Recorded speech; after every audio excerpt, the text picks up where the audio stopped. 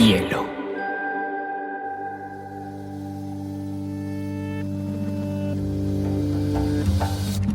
Coincide con la noción de estilo tal como se define en el diccionario. La lectura debe ser una de las formas de la felicidad y no se puede obligar a nadie a ser feliz. Pero no te olvides de lo que vas a usar después. Entonces un libro debe describir esa situación. Y digamos que el cuento se escribe así. Y a mí la cosa más importante que me ha pasado en la vida ha sido aprender a leer una pizca de exageración en esa frase.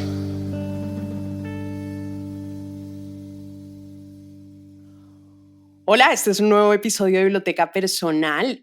Hoy tengo un invitado barranquillerísimo, a pesar de que tiene un nombre bastante italiano, Giuseppe Caputo, que ha estudiado pues varias maestrías de escritura creativa en Nueva York, en Iowa, que además trabajó como director en la Feria del Libro, que además dirigió la fantástica maestría de escritura de Caro y Cuervo y que haya escrito varias novelas de las que obviamente queremos hablar. Giuseppe, qué rico tenerte en Biblioteca Personal.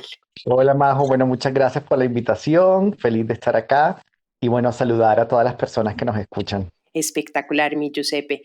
Bueno, tú te criaste en Barranquilla, mi querido, y estudiaste además en un colegio católico. ¿Cómo fue esa infancia para llegar sobre todo a los libros en una ciudad que por más que tenga el famosísimo grupo de Barranquilla y de los grandes escritores colombianos, pues no es tan común llegar a los libros desde allá?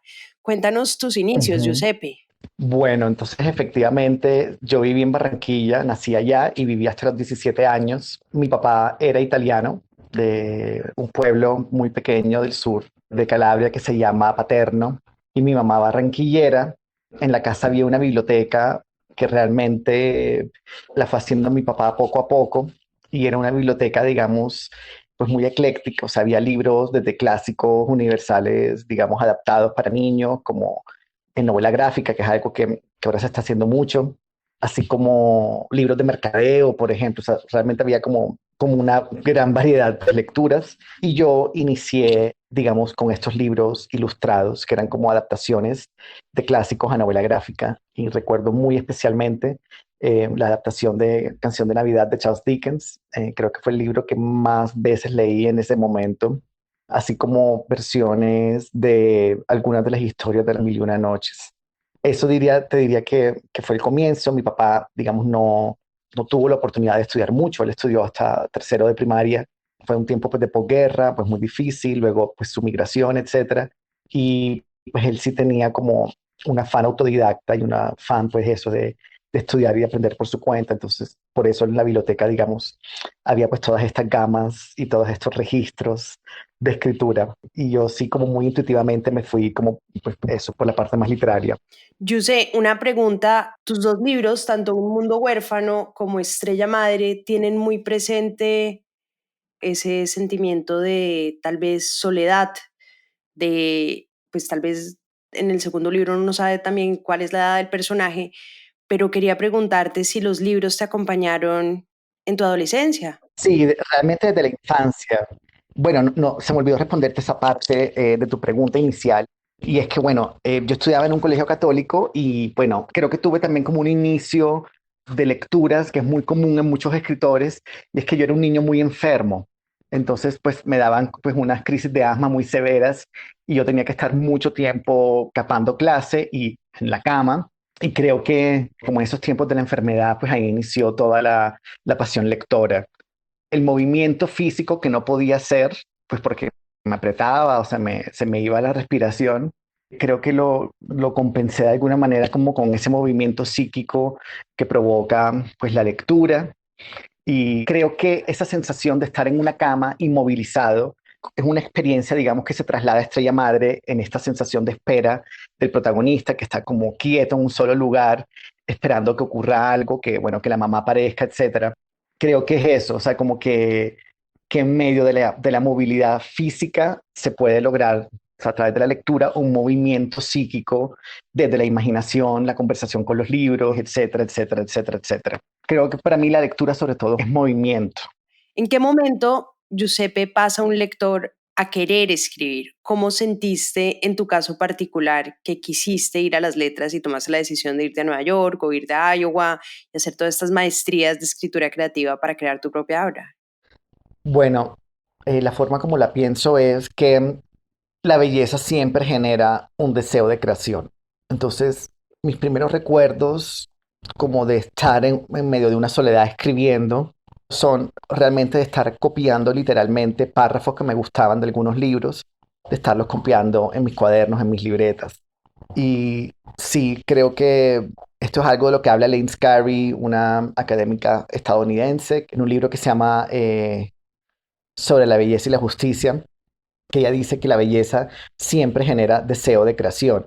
Eso, por ejemplo, si uno ve un atardecer hermoso, uno le quiere tomar una foto, o sea, duplicarlo. Entonces, eso me conectó mucho, cuando yo leí esa reflexión, me conectó mucho a esos momentos en los que yo estaba eso, solo, literalmente escribiendo, copiando, transcribiendo párrafos completos o páginas completas de escenas de libros que me gustaban.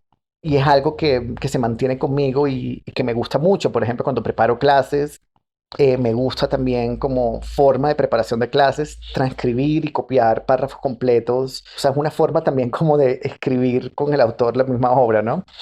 Y es una forma como de, me parece a mí como de leer un poco más radicalmente, ya como transcribiendo, sí, tal cual, los párrafos. Y luego me gusta así como hacer una síntesis, etcétera, para las clases, pero creo que cuando uno está ante la belleza genera deseo de creación y entonces creo que es muy fácil por eso mismo que, pues, que un lector se vuelva escritor, ¿sí? Yus, estás diciendo algo que es muy importante, sobre todo para los lectores y lo que no se habla tanto, y son las bitácoras de lectura, ¿no? Y creo que muchos lectores tenemos esa Ujú, intuición de querer copiar frases, querer hacer un dibujo asociado con el poema, querer tener un ujú. recorte con la imagen de algún autor, pero que se vuelve también muy importante para la memoria, porque es una forma también de construir esa memoria lectora.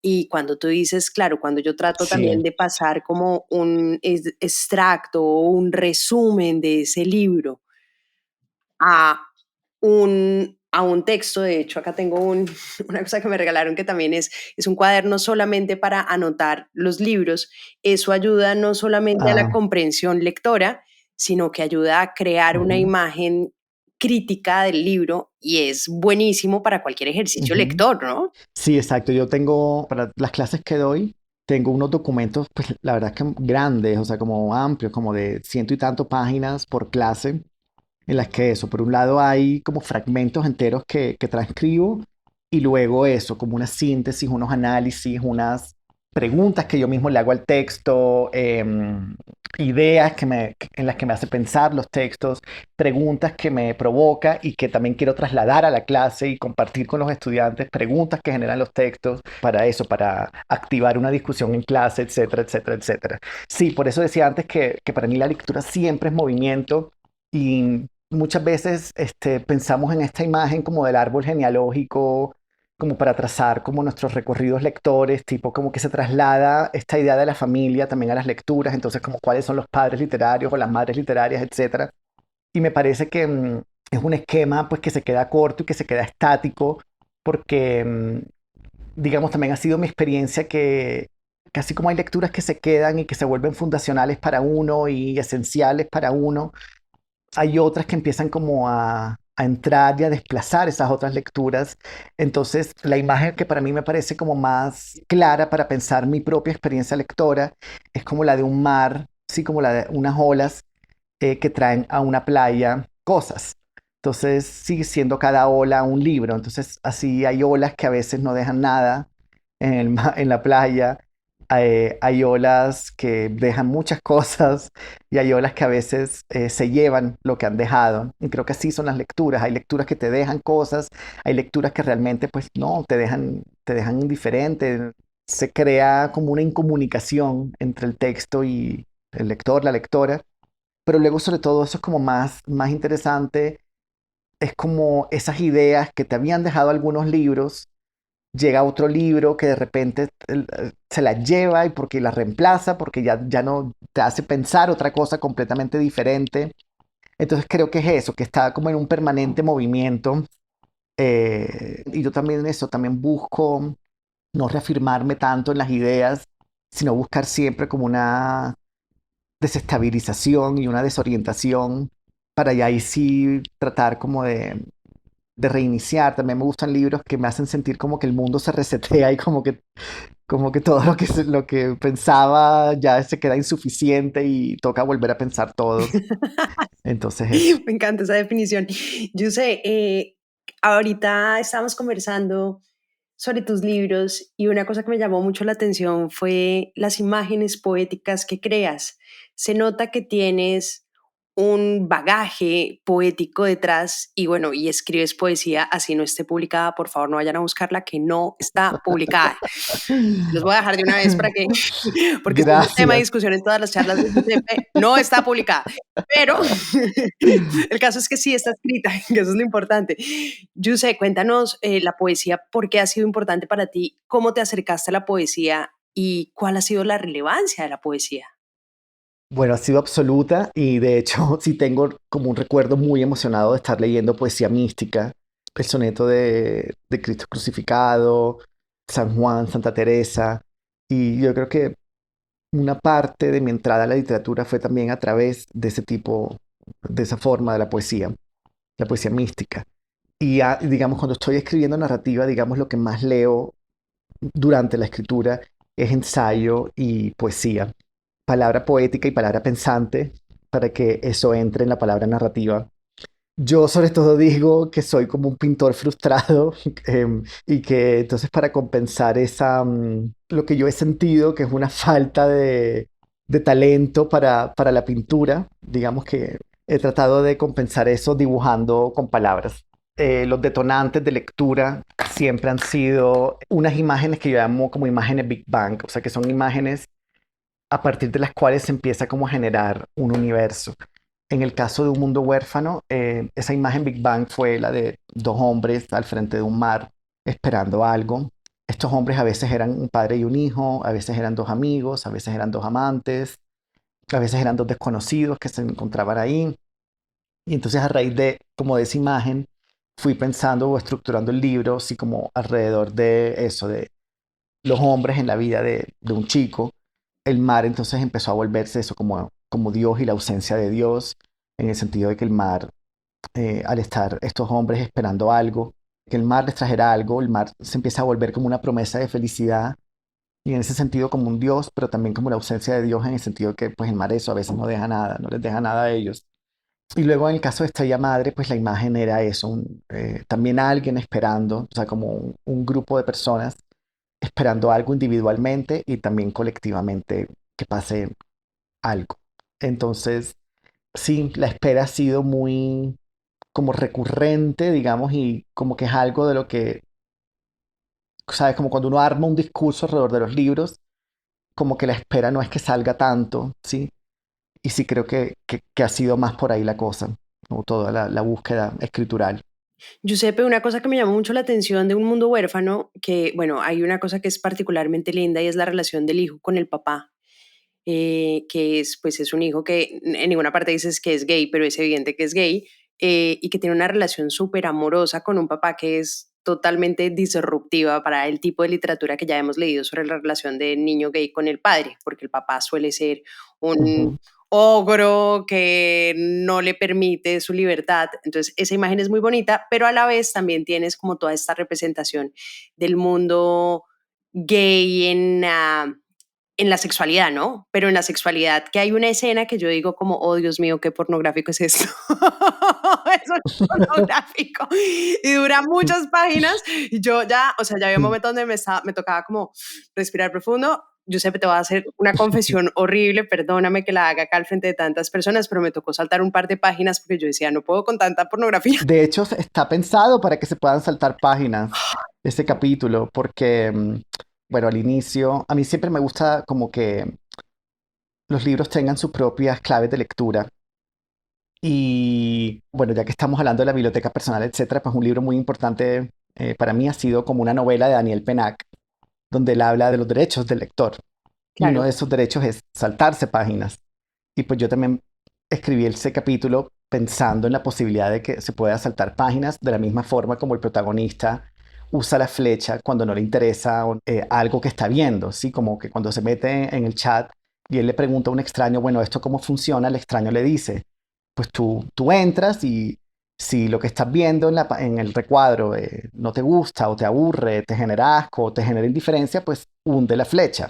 Total. Entonces por eso la palabra flecha y siguiente, flecha, flecha, flecha, está por todas partes para que justamente el lector también se sienta Con la con la libertad. libertad de poderse saltar algunos fragmentos.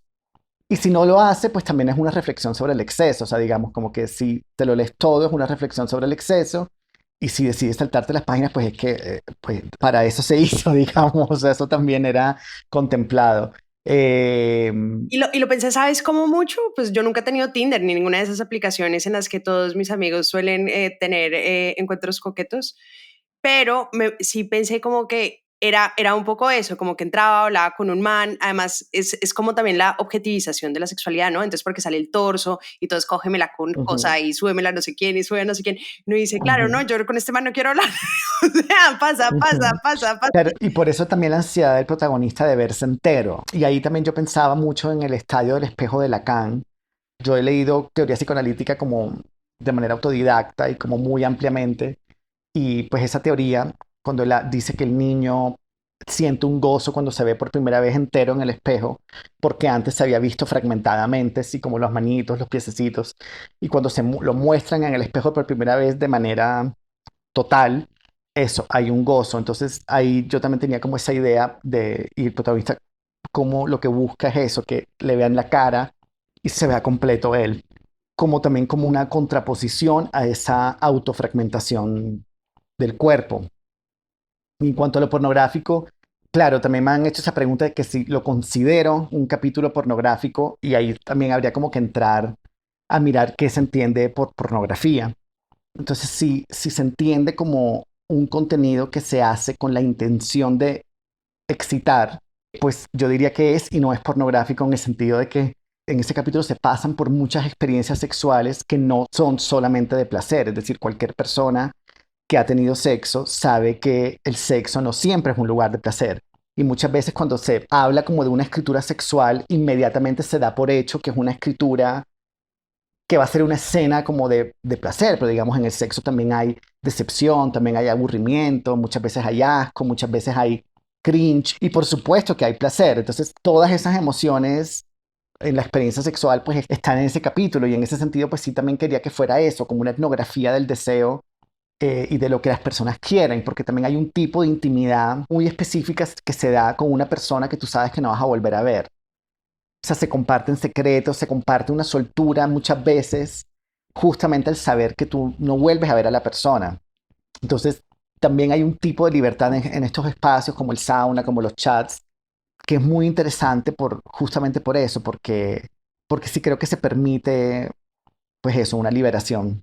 Oye, pero no, eso me parece espectacular también porque hay muchos contrastes en tu novela entre la oscuridad y el día y entre estas imágenes de una ciudad totalmente oscura, de todo lo que pasa en la noche, porque también tienes el otro lado que es como la homofobia, ¿no? Cuando entran a este bar gay y matan a todo el mundo y los masacran, pero a la vez también en la noche está pasando como toda esta vida sexual libre que es que también es un poquito el mundo, ¿no? O sea, como que esos contrastes y Ujú, me parece que esas imágenes parecieran ser a propósito. ujú.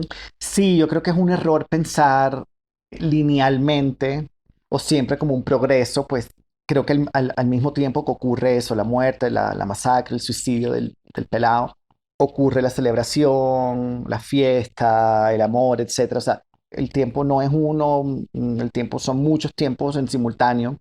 Y yo también quería como que dar cuenta de eso también con la tecnología que aparece en el libro. Por ejemplo, en el mundo huérfano hay eso, hay internet, hay computador, pero también hay grabadora con cassette, por ejemplo, que es una forma como desde la tecnología pensar el tiempo como esa superposición de muchos tiempos.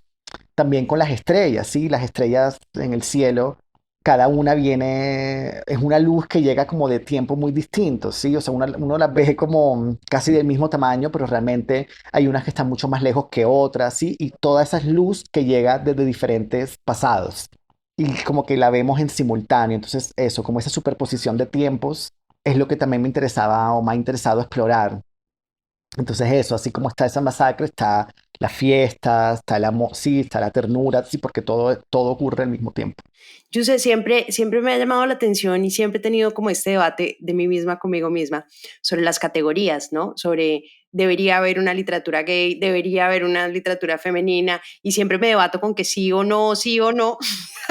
Pero ya que tú Ujú. estudiaste esto y que tus dos novelas tienen, por lo menos dentro del contenido, una pata con esa relación, quería preguntarte tu opinión. ¿Tú qué opinas? Ujú. ¿Debería haber una literatura gay? ¿Es un canon? ¿Cuál es su relevancia? Para ti, ¿cuál ha sido la importancia de encontrar en los libros esa búsqueda identitaria?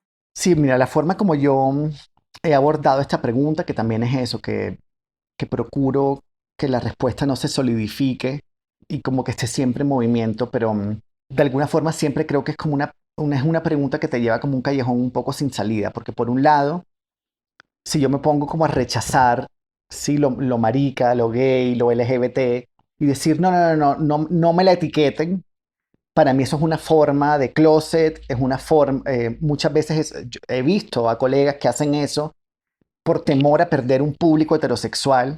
Entonces esto me parece una forma de closet y una forma homofobia internalizada, es decir, como que ya rechazar la etiqueta y decir no me le metan la palabra gay o la palabra marica por ninguna parte, pues obviamente es complicado y me parece que no pasa por ahí la cosa. Por el otro lado, también es cierto que no hay algo como novela heterosexual, ¿sabes?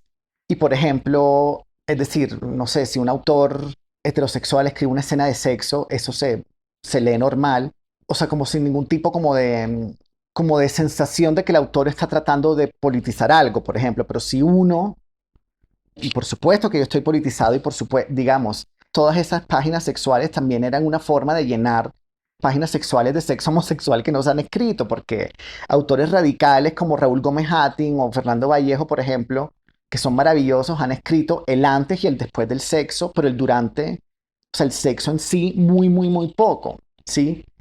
Entonces creo que también es o sea, es decir, creo que también son formas como de desnaturalizar ciertos vacíos y ciertos silencios que ha habido alrededor de ciertas experiencias. Claro. Al no haber una categoría como novela heterosexual, por supuesto, lo que está en subterráneamente es que la universalidad es de la heterosexualidad, ¿sí? Y que entonces la experiencia homosexual o la experiencia del sexo homosexual, etcétera, es algo como que termina siendo más periférico, que lo es.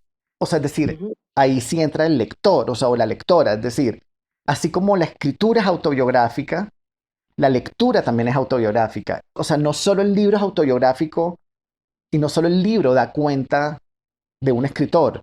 La lectura que uno hace de un libro da cuenta también de un lector o de una lectora.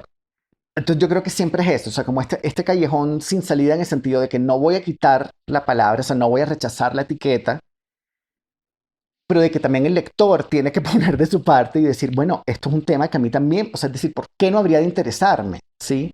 Total. Sí, si es que esto es una experiencia también, o sea, esto es una experiencia común, porque es decir, la experiencia del sexo, la experiencia sexual, de pasar por diferentes emociones durante el sexo, o sea, eso es una experiencia común, o sea, el aburrimiento es una experiencia común, el deseo, el placer, la decepción, todas son experiencias también como comunes.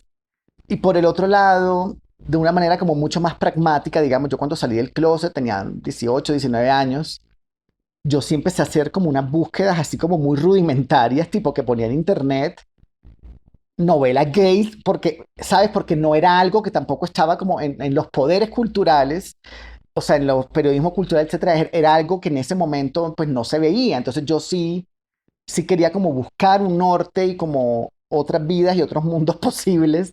Entonces, en ese sentido, ya poner así como rudimentariamente, así como novela gay, pues eso me llevó, ¿sabes? Como que fue una búsqueda que me llevó a libros como Maurice, El inútil combate de Jursenat, sí, como clásicos maravillosos que sí me permitieron eso, como una orientación en medio de todo el mar de libros posibles por leer.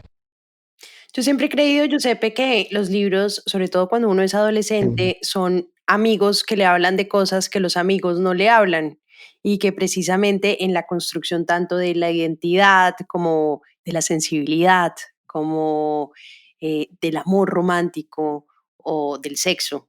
Los libros juegan un rol súper importante en darnos como esos otros Ujú, paradigmas, ¿no? Y me ujú. pregunto, ¿cuáles, además de estos que mencionas, fueron esos libros importantes en los que encontraste esa identidad y dijiste, yo quiero hacer que un lector sienta exactamente esto que yo sentí con este? Sí, ya te respondo esta pregunta, pero perdón que se me olvidó algo de la pregunta anterior que creo que no lo dejé claro. Cuando me refería a que cuando uno lee una escena de sexo heterosexual, nadie dice, ay, esto es activismo católico. Esto, nadie diría algo así. Pero entonces ante la escena homosexual, como, entonces ahí se dice, ah, panfleto. Ahora, yo soy ultrapolitizado y creo que toda la literatura es política, ¿sí? O sea, siempre toda la literatura es política, uno lo quiera o no, ¿sí? Política en el sentido de que reitera o rechaza ciertos valores dominantes, digamos. Entonces, no solo es política en sus contenidos, también en su forma, ¿sí? Sí, hay unas escrituras que requieren que uno se quede más tiempo en la página, ¿sí? Y que en ese sentido van en contravía a estas ideas de eficiencia, consumo rápido, ¿sí?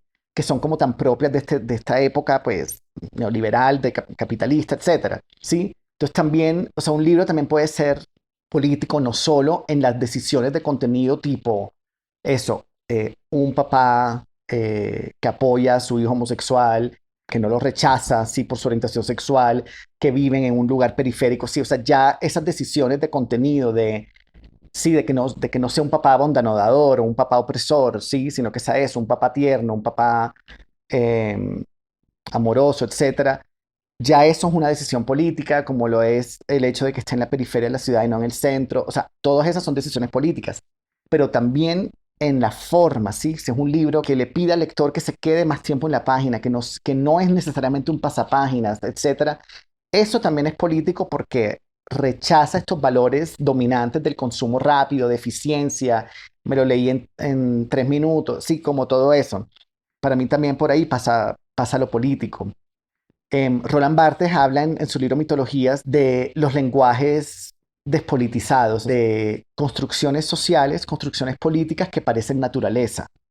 Por ejemplo, o sea, como el típico ejemplo es el género, ¿sí? Como que se entiende como naturaleza algo que realmente ha sido una construcción social que ha sido tan milenaria que se recibe como naturaleza. Y entonces creo que a veces eso, como esa escena de sexo heterosexual, por ejemplo, se recibe sin ningún problema porque se ha recibido como naturaleza, pero eso ahí también hay una construcción política, ¿sí? Sino que parece un lenguaje despolitizado. Claro que depende, o sea, tú Em, coges un Lolita y quedas, oh my ya, God, por o totalmente. coges que la otra vez lo leímos con mi club de lectura de amigas de Medellín, las edades de Lulú. Oh, Ah, Dios de Buena Grande, mío, sí. o sea, era como que de verdad, como que no podíamos, o sea, como que la pregunta también es como que, ¿qué tipo de libros hay? Porque eso también es una pregunta y no creas, eso es como que a uno le da pena, a uno le da pena, no creas, no creas, no creas. Así seamos Como leerlos en millennials, público y así. hablar en público de cuáles son los libros sexuales, eróticos que queremos leer, qué significan. Una amiga me contaba Ajá. que ella se masturbaba con el síndrome de Ulises de Santiago Ujú. Gamboa. El día que le conté a Santiago Gamboa se puso feliz, pero no son los fines objetivos de la literatura. Pero fíjate que de todas formas esa categoría, que ya no necesariamente es el porno, el erotismo, el sexo, sí termina siendo como una categoría que va en el marco de lo tabú, que va en el marco de lo escondido y la gente Ujú. esconde, tiene 50 sombras de Sí. Grey en la biblioteca, pero mi amor, lo tienen volteadito para que no se lo vea. No, pero para mí, por ejemplo, la sorpresa más grande ante las lecturas que se han hecho de Un Mundo Huérfano es que las escenas de sexo provoquen como la sensación de, uy, qué fuerte, y no, por ejemplo, la escena de la masacre, o la escena de la desigualdad radical, o la escena de los policías. Y claro, yo escribí ese libro, yo siempre digo como a -40 grados en Iowa, con nieve hasta arriba de las rodillas, sin saber que iba a ser publicado, y como cuando finalmente sale publicado y me empiezan a hablar de las escenas fuertes, yo genuinamente pensaba que se referían a eso, a la masacre, al hambre, y cuando veo que eso, como de las escenas de sexo homosexual consensuado, claro, ahí yo me preguntaba, bueno, ¿qué es lo que uno tiene naturalizado y lo que no? ¿Sí? Por ejemplo, un libro como 2666 de Roberto Bolaño, que en la parte de los crímenes que es un libro que funciona por acumulación y que tiene más de 200 feminicidios escritos con un lenguaje así como forense. Yo no sé si ese libro se ha tratado en esos términos, por ejemplo. O sea, como es un libro que también te genera un compromiso ético en el sentido de, sí, cada muerta es una y a cada muerta se le da su espacio y no se va a poner el etcétera. O sea, el compromiso ético es, vamos a escribir los puntos suspensivos y vamos a escribir el etcétera. Lo que siempre se pone en etcétera o en puntos suspensivos, aquí se va a escribir. Y también lo que yo pensaba, es un pelado que no tiene nada y es como en su momento del banquete. Y es como, yo creo que ese capítulo sea largo porque es el momento en que él finalmente se está dando algo, ¿sabes? Y un libro es el tiempo de ese libro y el tiempo en el sentido de que el tiempo en que uno tomó ciertas decisiones. Y pues ya Un Mundo Huérfano yo lo empecé a escribir en el 2014 y lo terminé de escribir en el 2015. O sea, ya han pasado muchos años y quizás yo reescribiría, si tuviera que tomar una decisión de algo que hoy haría diferente, sería la escena de la violencia. Pero no cambiaría el capítulo de sexo porque es eso, es el momento en que él, o sea, en medio de toda esta carencia, él tiene como su banquete. Pero volviendo a esta pregunta, perdón que yo voy como que siempre sufro de síndrome de escalera y como que cuando estoy oyendo la siguiente pregunta se me ocurre o como un agregado para la pregunta anterior. Pero de estos libros, así que han sido faros para mí, de Colombia sí destacaría mucho a Fernando Molano, por supuesto. El beso de Dick. Sí, y Un beso de Dick que sí me parece una ternura poética, o sea, verdaderamente radical. Sí creo también que es un libro que entra en las representaciones dominantes del deseo homosexual en el sentido de que es el hetero que resulta gay, que es como la típica fantasía como dominante. Y si uno ve películas así tipo Brokeback Mountain, In God's Own Country, o sea, como que realmente si uno hace como un análisis así muy rápido y como Abuelo de pájaro, bueno, Call Me By Your Name, etcétera, de libros o de representaciones del deseo homosexual, lo dominante es eso, es como el heterosexual que resulta gay y que no parece gay. Entonces, Un beso de Dick sí está en eso, o sea, sí, pero digamos, la relación de ellos es, o sea, es hermosa. Y me parece como una gran... Yo sé, pero ¿te Ujú. parece necesariamente malo que sea como, no sé si era lo que estás tratando de decir, como clichésudo? No de cliché, sino lo que ha sido lo dominante. O sea, que ahí también hay una serie o sea, de nudos políticos y afectivos que se ven en ese deseo por el macho, ¿no? Como por el macho que resultó gay, ¿sí? Entonces, por ejemplo, la novela de Llámame por tu nombre, que es La excelente, cosa más sí. espectacular. O sea, yo que te puedo decir, esa es una de mis novelas favoritas en el mundo. ¿Y la película? No, Ujú, la película más. sí. No sé cuál me gusta más. De verdad que está en mi top 1 mundo mundial de favoritos. Pero Ujú. Sí, o desarrolla sea, muy es bien verdaderamente excelente. el deseo, Giuseppe, el deseo del Ajá, amor, no, o sea, como el deseo de querer a alguien que no está, que no te mira, que no te para bolas, que no te toca. O sea, esa construcción del deseo es de las cosas más bonitas en términos narrativos que he visto en sí. mi vida. Pero mira que también se juega con eso. Es como durante todo el tiempo Elio piensa que Oliver es heterosexual y que incluso está con una chica, algo así. Con varias cosas. O con varias, sí, es que, ajá. Es un Don Juan. Pero muchas páginas después, digamos, es como sorpresa, estaba enamorado de Elio. O sea, entonces sí entra en eso del hetero que resultó gay. Entonces, que en otros reversos, por ejemplo, también en autores radicales como Pedro Lemebel también se ve eso, como la loca, o sea, el hombre amanerado, sí, la loca, que desea como al macho y que no es deseada. Eso también pasa mucho, ¿sí? Entonces, por ejemplo, en Un Mundo Huérfano yo también quería eso, que fuera un pelado amanerado, un pelado mariposón, que exista y que sea deseado, ¿sí? Que desee, pero que también sea deseado, porque también ahí sí hay que reimaginar el deseo, ¿sí? Porque permanentemente las representaciones son como eso, como estos dos chicos que no parecen gays o la loca que el objeto de deseo es este macho que no la determina. Ay, no, o la Entonces imagen que también, construyes del viejito que está como sentado en un columpio en el bar claro, gay y todo el mundo está desnudo y el tipo es un muy, muy viejo y está sentado y nadie lo mira, también claro, porque es como, yo escribo que es como la fiesta de cumpleaños a la que nadie quiere asistir. Y es que ahí es cuando uno, digamos, entiende cómo el deseo también es construido socialmente, porque es que Es decir, el personaje se le ocurre tocarlo, pero dice es que si lo toco de pronto se le activa a él mucho el deseo y yo no voy a ser capaz como de lidiar con esto, pero a él le da como una culpa, ¿sí? Porque es como que lo ve. Entonces por eso ese capítulo termina con otro anciano que él ve en el chat, ¿sí? Y le dice como a quién buscas y él le dice a ti, sí, es como una fantasía de reparación, ¿sí? Como de no hice eso esa vez, pero ahora sí, porque sí le da esa culpa. Y eso, el deseo también es una cosa muy aconductada, o sea, uno a veces cree que el deseo es algo como que sale como muy espontáneamente de uno, pero es eso, si uno ha visto 30.000 películas donde el objeto de deseo es alguien hipermasculinizado, como se dice, straight looking, etcétera, etcétera, etcétera, etcétera. O sea, eso va conductando el deseo.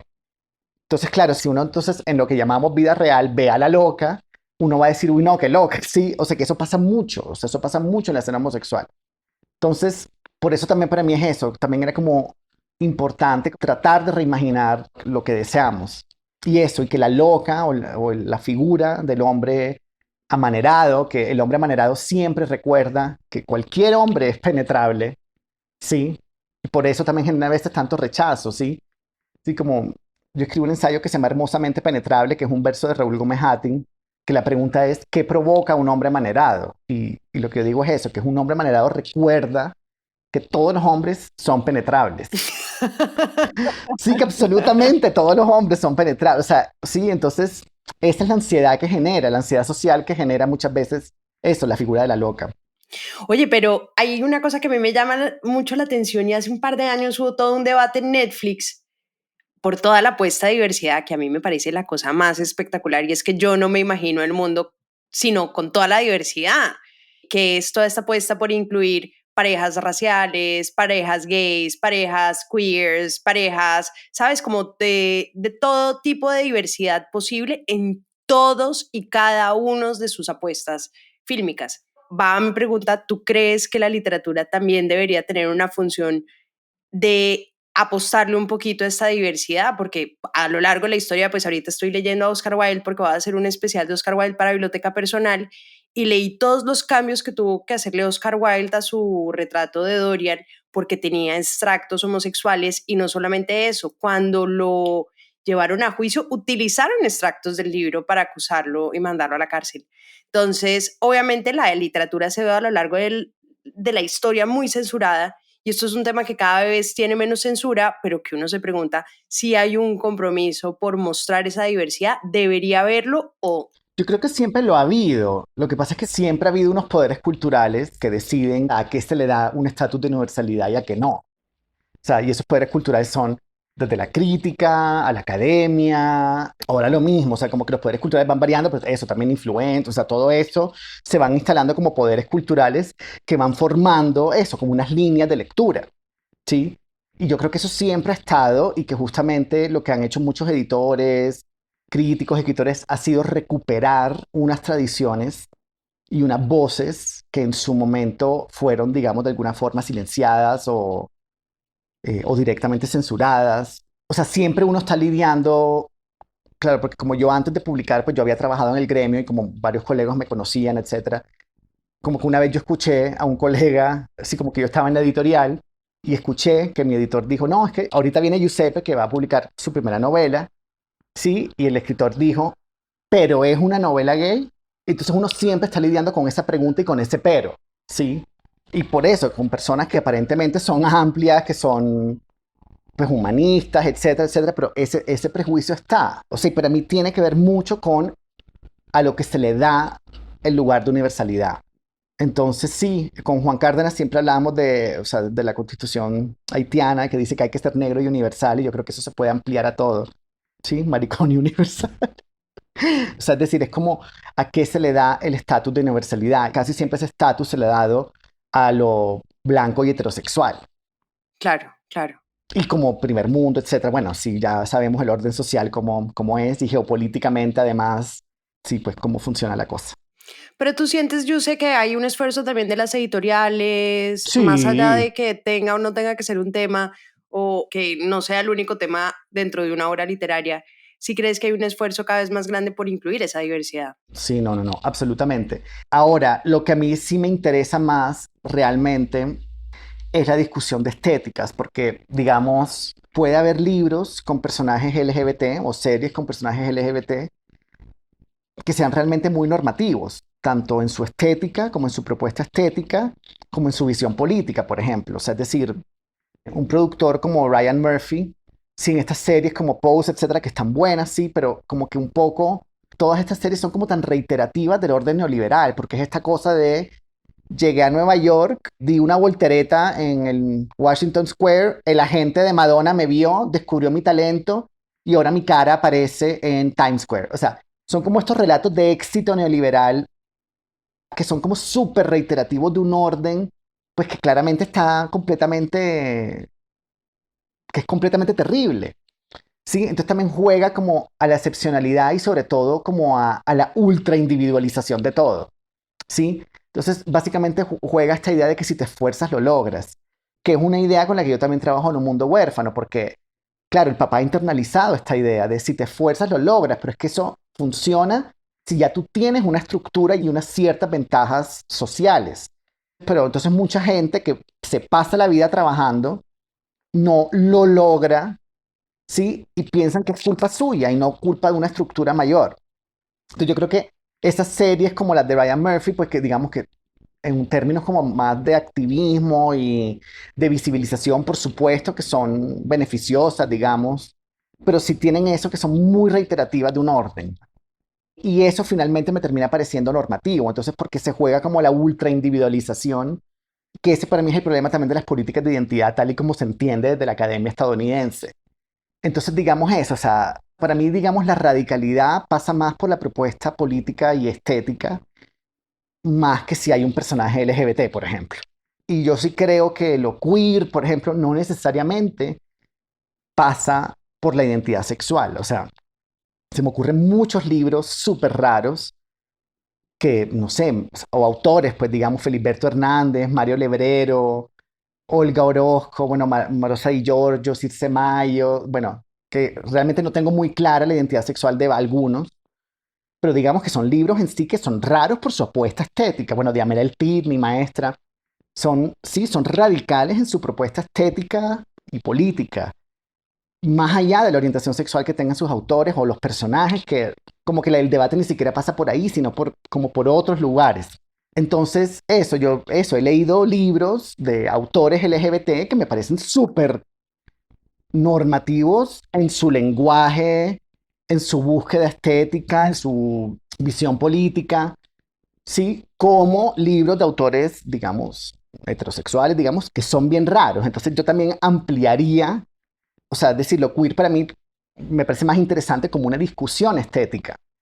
Y por ejemplo, y la siguiente historia que te voy a contar, pues también me hace pensar en estas cuestiones, ¿no? Porque, por ejemplo, estuve en un panel hace un par de años con un chico en drag, pero esto fue justo después de que abrieron ya todo, después de la pandemia, que ya se habían iniciado las jornadas de vacunación, etcétera. Y estábamos en este panel y este chico en drag estaba muy tipo parecido a Conchita Wurst. O sea, la peluca, la barba, el maquillaje, falda, ¿sí? Que a simple vista uno diría, uy, qué queer y qué progresista y como, sí, transgrediendo las barreras del género, ¿sabes?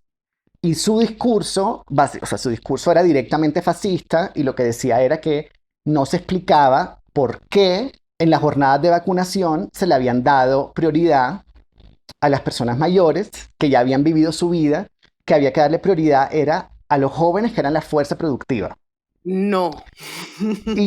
Y esto para mí ya fue la evidencia de que una cosa no tiene que ver con, o sea, es decir, de que ya justamente esta ultra individualización hace que tú te desconectes completamente de lo colectivo. Entonces sí, me pongo una falda y me pinto las uñas y digo este tipo de barbaridades, ¿sí? Entonces pues yo lo que terminé diciendo fue que para mí esto era la evidencia de cómo la ultraindividualización de todas estas discusiones separan, digamos, la estética de la sustancia. Y entonces la estética ya se vuelve algo ornamental y no algo sustancial.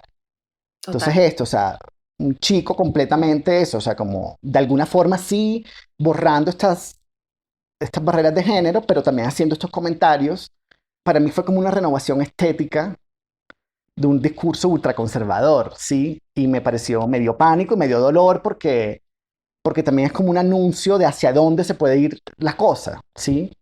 De hacia dónde se pueden ir estas luchas, tal y como se entienden, si se entienden así, desde la ultraindividualización. Por eso la crítica también al enfoque de muchas series de Ryan Murphy, porque es, sí, triunfé, sí, o sea, no hay una mirada real o como profunda, más bien profunda y compleja al orden social, que es un orden social que nos ha inferiorizado. Pero entonces mientras el mismo orden social me acolite ciertas cosas, entonces yo lo dejo intacto, ¿sí? Cuando hay muchas cosas estructurales, sustanciales que hay que cambiar. Giuseppe, hablemos de un concepto que me parece súper interesante y es el desarrollo de la sensibilidad y esos libros que tal vez te ayudaron a deconstruirte.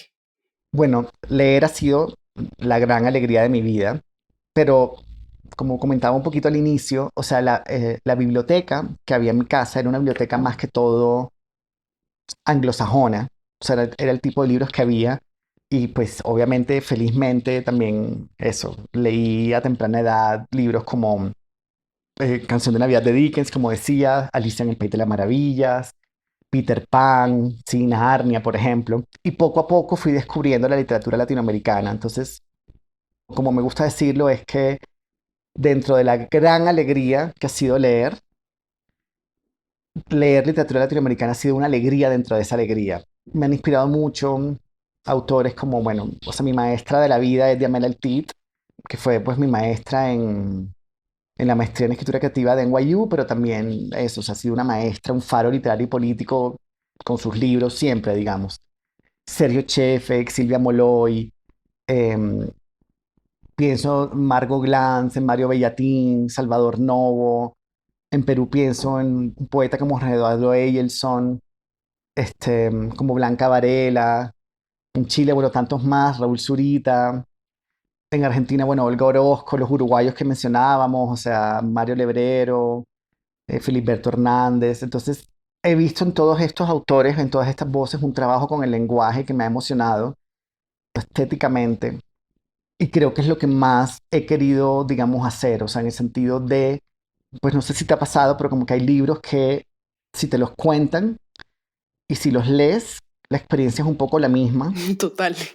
Eh, o sea, como que si te lo cuentan extensivamente la trama, digamos, un poco, y como que lo lees y tú dices, ah, bueno, era un poco lo mismo, ¿no? Claro. Pero sí, como que he buscado eso, o sea, como que justamente la escritura sea como lo primordial.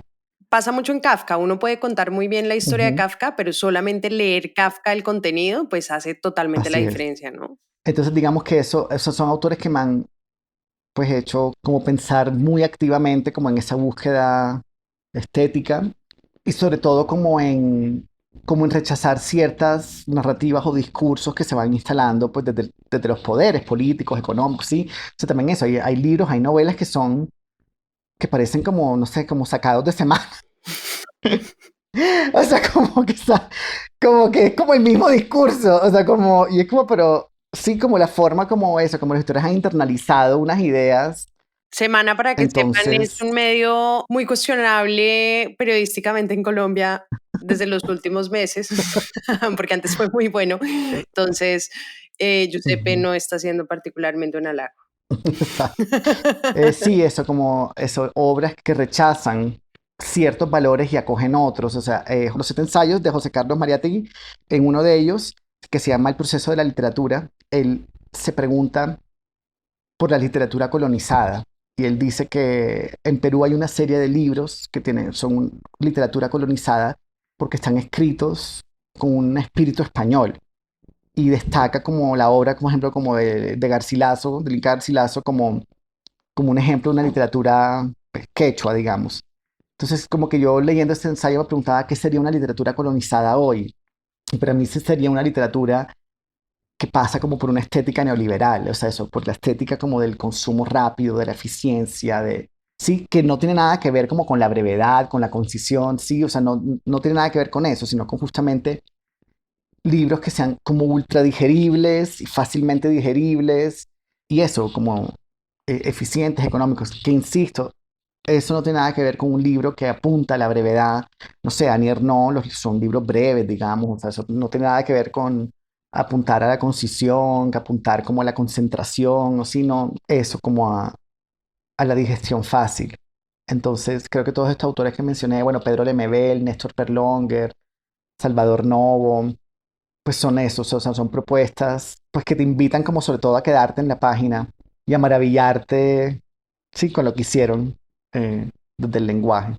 Giuseppe, tú lideraste esta famosa maestría del Instituto Caro y Cuervo, muy conocida. Todavía. La lideras todavía. Uh-huh. ¿Cuál ha sido el mayor aprendizaje que has tenido con respecto a estos lectores y escritores que entras? ¿Cuál ha sido como tu mayor alegría? Siempre es un aprendizaje, la conversación con los estudiantes siempre moviliza y sobre todo permite que lo que uno va pensando no se solidifique. Si a mí me da miedo que una idea se solidifique o que un discurso se vaya volviendo como eso, como una repetición, como mecánica, automática. Y creo que en las discusiones en clases, pues eso es imposible hacer, porque en la intervención de los estudiantes siempre se va generando eso, un movimiento y como sobre todo nuevas preguntas. Para mí lo más emocionante es como ver el proceso y ya hacia el final de los 2 años de la maestría, ya con las tesis, los proyectos de grado, ya recordar los textos con los que iniciaron los estudiantes y cómo están trabajando ahora, la forma como están pensando el lenguaje, la forma como han pensado sus propias leyes de creación, la forma como, digamos, han rechazado cualquier perspectiva y han eso, buscado su propia poética y establecido como una búsqueda intensa de su propia poética. Eso me parece muy emocionante. Ay, bueno, muchísimas gracias, Giuseppe, por acompañarnos hoy. Fue muy instructivo y emocionante. Me va a tocar censurar no, bueno, más o menos 4 pedazos, pero no, mentira, no va a censurar nada. Bueno, no, muchas gracias a ti. Te felicito por el podcast, por el trabajo hermoso que haces pues, desde las redes y sí, emocionando a las personas a leer. Y pues te mando un abrazo desde Bogotá hasta París y gracias por invitarme. Un saludo a todos y gracias por acompañarnos.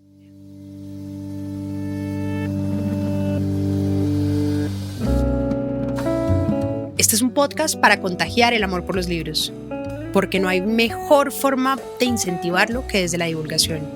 Ser promotor de lectura es un hobby, pero también un reconocimiento y un agradecimiento implícito a aquellas personas que en nuestra vida nos acercaron a los libros.